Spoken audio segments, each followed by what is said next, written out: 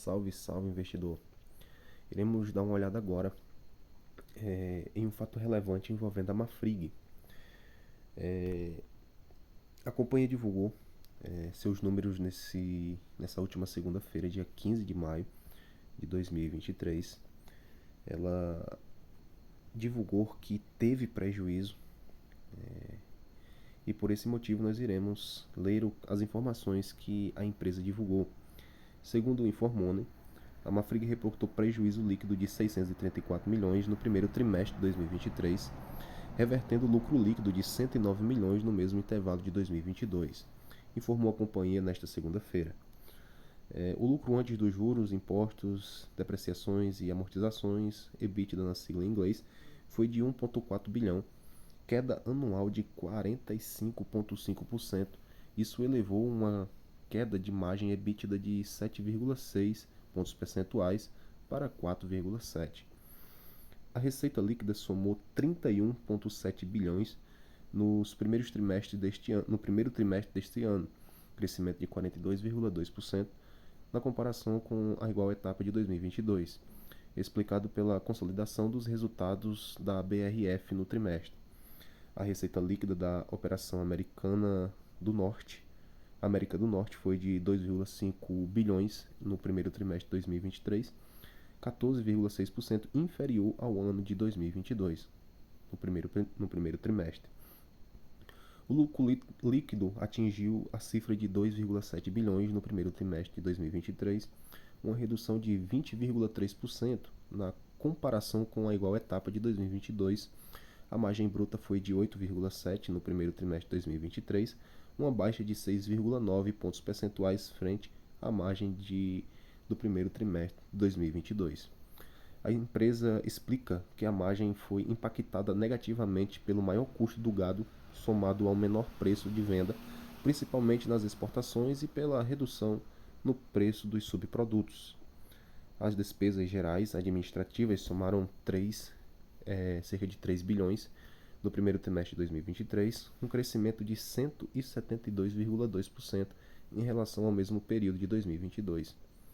O resultado financeiro líquido foi negativo em 1,5 bilhão no primeiro trimestre de 2023, uma elevação de 44,2% sobre as perdas financeiras da mesma etapa de 2022.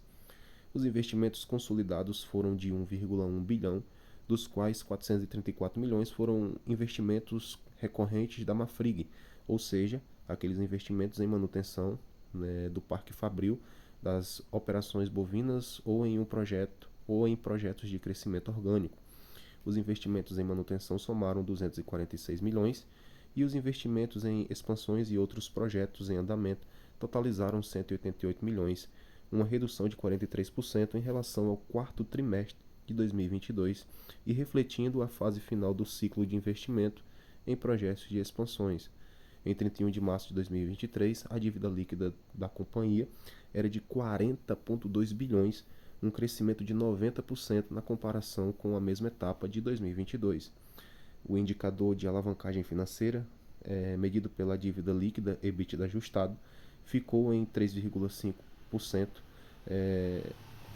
em março de 2023, uma queda de 2,19 pontos percentuais em relação ao mesmo período de 2022. Agora nós iremos dar uma olhada lá no site Investidor 10 com relação às suas cotações e quanto ela está sendo cotada hoje a preço de mercado.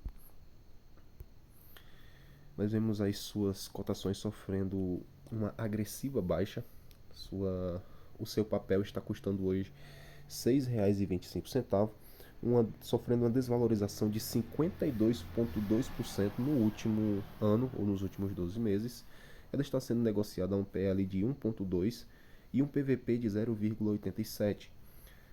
Nós podemos ver aqui nas suas cotações, ela vem sofrendo uma desvalorização astronômica nos últimos anos. Nós vemos que nos últimos trimestres, na verdade, nos últimos meses, nós vemos que ela está sentindo na pele aqui uma imensa desvalorização. E aqui o site ele diz o seguinte: se você tivesse investido R$ 1.000 há um ano atrás em Mafrig, hoje você teria R$ 482 em carteira. Então, quem comprou Marfrig há um ano atrás deve estar sentindo na pele aí o peso dessa desvalorização. Vamos ver aqui algumas informações interessantes mais abaixo. Mesmo assim, ela está pagando o dividend yield atual de 26%, é algo extraordinário.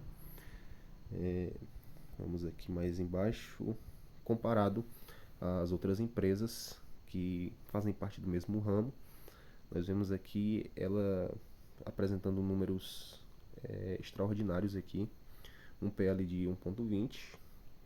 Lembrando que desde já isso aqui não é recomendação nem de compra nem de venda de ativos, um PVP de 0,87 e um ROI de 72,5%. Vamos em busca aqui do lucro líquido e a cotação da empresa. Nós vemos aqui que existe aqui não somente não um cruzamento, mas a junção do seu lucro com a sua cotação. Nós vemos aqui que isso aqui poderia estar um pouco mais interessante, mas devido a essa desvalorização, houve essa junção da sua cotação com o seu lucro líquido. Então nós vemos aqui, estamos frente a frente com uma empresa que sofre diretamente interferências de mercado, como foi lido lá no site investidor, no Informoney, na verdade, mediante ao alto preço da carne bovina, ela foi afetada. E sem contar que, como disse o nosso querido Bassi, ela pode sofrer influência mediante problemas. Por exemplo, se de repente acontece uma gripe aviária ou de repente uma febre da vaca louca, ela acaba sofrendo interferência, né?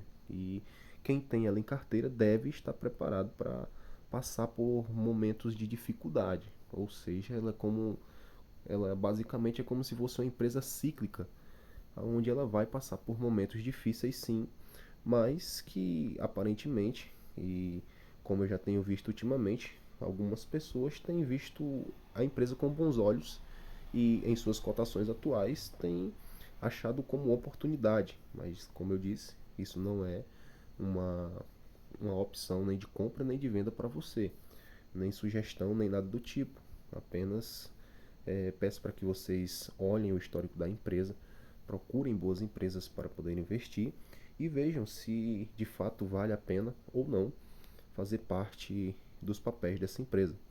Então é isso, nós iremos ficar por aqui. Um forte abraço a todos e até a próxima!